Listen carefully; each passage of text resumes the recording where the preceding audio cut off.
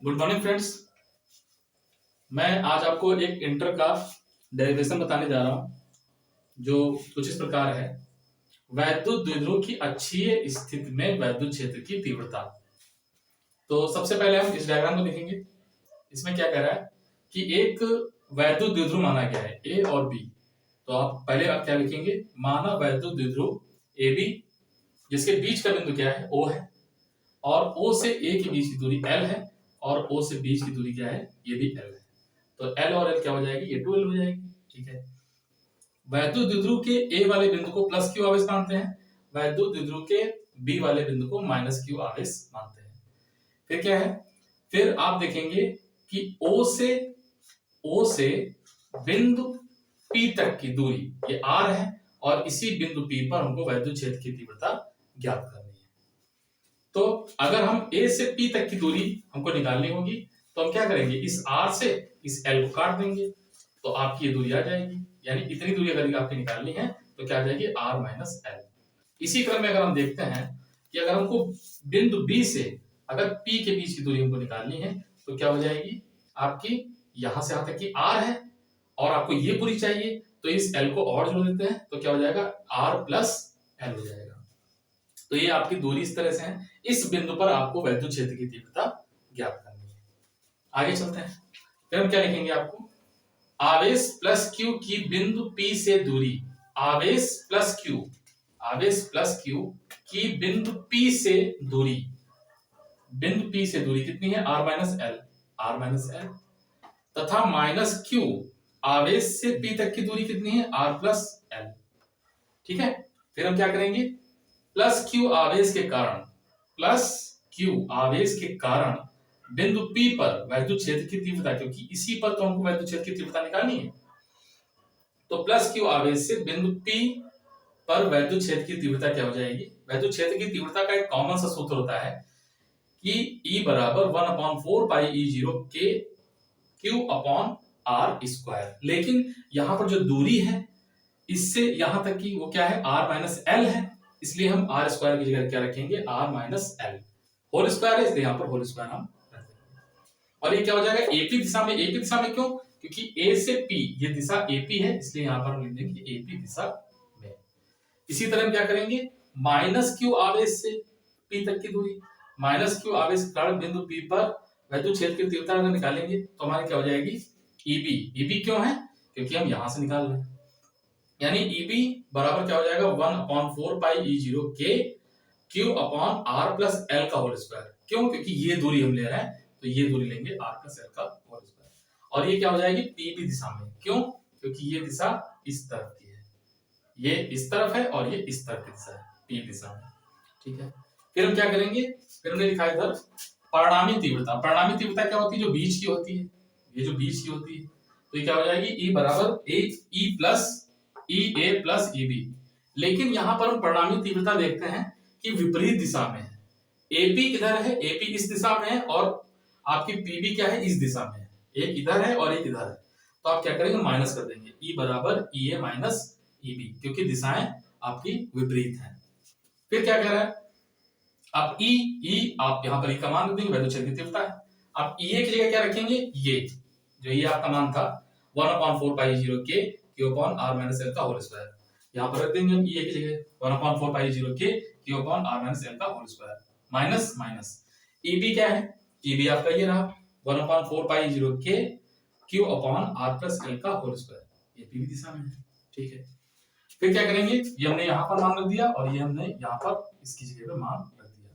फिर आप देखेंगे 1/4 पाई E0 के और Q ये पूरा इन दोनों में कॉमन है, तो हम कॉमन क्या निकालेंगे, ऊपर से Q कॉमन निकालेंगे और नीचे से 4 पाई E0 के कॉमन निकालेंगे, क्योंकि दोनों में था। तो अब बचेगा क्या, यहां पे क्या बचेगा, 1/r माइनस एल का whole square minus 1/r plus L का होल स्क्वायर, यही बचा हमारे पास। फिर हम क्या करेंगे, r माइनस एल का होल स्क्वायर और r प्लस एल के होल स्क्वायर को हम क्या लेते हैं, लासा लेते हैं। क्या लेते हैं, लासा। तो जब लासा लेते हैं तो इन दोनों को हम गुणे में लिख लेते हैं, इन दोनों को हमने गुणे में यहां पर लिख लिया। Q अपॉन 4 पाई E0 के जैसा था वैसे एज इट इज हमने यहां पर लिख लिया।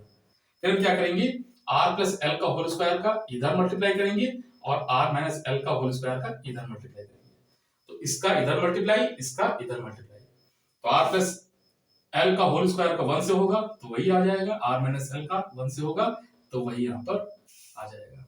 फिर क्या करेंगे, फिर e बराबर q अपॉन 4 पाई e0 के जैसे लिखा है वैसे ही लिखा रहने देंगे।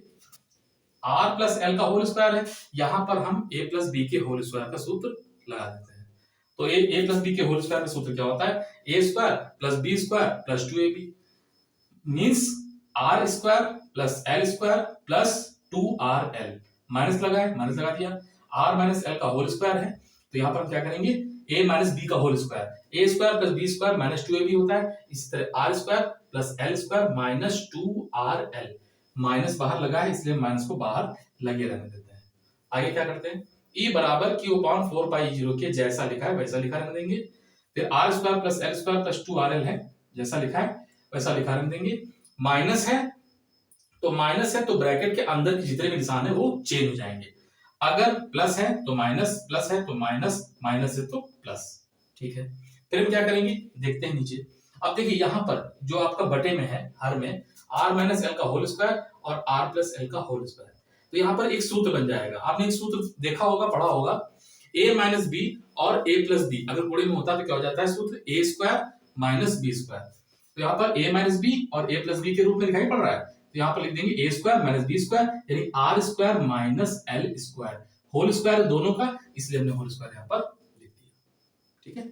फिर हम क्या करते हैं, फिर से e बराबर q अपॉन 4 पाई e0 के, और यहाँ पर देखिए प्लस का एल स्क्वायर माइनस का एल स्क्वायर कैंसिल हो गया, प्लस माइनस कैंसिल हो जाता है, प्लस का आर स्क्वायर माइनस का आर स्क्वायर ये भी कैंसिल हो गया, प्लस 2rl और plus 2rl, plus 2rl plus 2rl मिलके 4rl हो जाता है, ठीक है। उसके बाद हम क्या करेंगे, क्योंकि 2rl था, 2rl मिलके 4rl हो गया। अब देखिए R square minus L square का होल स्क्वायर है, यहाँ पर एल का मान 0 रख देंगे, क्यों, क्योंकि ये जो दूरी है आर स्क्वायर, ये आर स्क्वायर जो दूरी है ये वाली, ये एल की अपेक्षा बहुत ही ज्यादा है, इसलिए हम यहाँ पर एल स्क्वायर को जो मान है इसकी अपेक्षा बहुत कम है, नगण्य है, इसलिए हम एल स्क्वायर का मान 0 ले लेते हैं। क्या ले लेते हैं, 0। तो जब हम यहाँ पर 0 मान रखेंगे तो 0 का तो कोई मतलब ही नहीं होता, तो आर स्क्वायर होल स्क्वायर है तो यहाँ पर क्या हो जाएगा 4rl और आर स्क्वायर का होल स्क्वायर यानी r की पावर 4, ठीक। अब क्या है, q इंटू 4rl, अब 4 को हम क्या लिखेंगे 2 गुणे 2, तो यहाँ पर क्या हो जाएगा, इसको हम ऐसे लिख सकते हैं q इंटू 4rl को, एक 2 यहाँ पे आ गया और एक 2 यहाँ पर आ गया, है वही, कुछ चेंज नहीं कर रहे हैं हम, तो q इंटू 4 को 2l गुणे 2r upon R square whole square, तो 2 2 4 यानी r के पावर 4, 4 पाई 0 के जैसे था वैसे ही लिख दिया। अब ये आप ये कहेंगे कि q इंटू 12 बराबर p कैसे हो गया, ये वैद्युत द्विध्रुव के आघूर्ण का सूत्र है, p बराबर q इंटू 12, इसलिए हमने q इंटू 12 का मान यहाँ पर p रख दिया।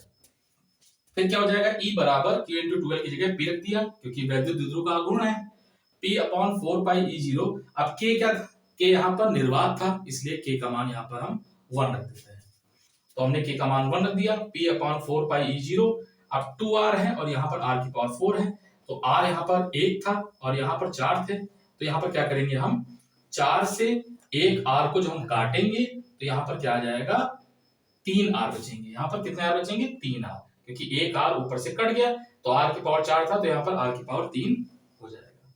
फिर क्या है, फिर हम क्या करेंगे 1 अपॉन 4 पाई e0 को अलग लिख देंगे इंटू 2 और p को एक साथ रख देंगे 2p अपॉन r क्यूब, इसको ब्रैकेट में कर देंगे, न्यूटन प्रति कूलम, यही आपका फाइनल डेरिवेशन है, यही आपको ज्ञात करना था।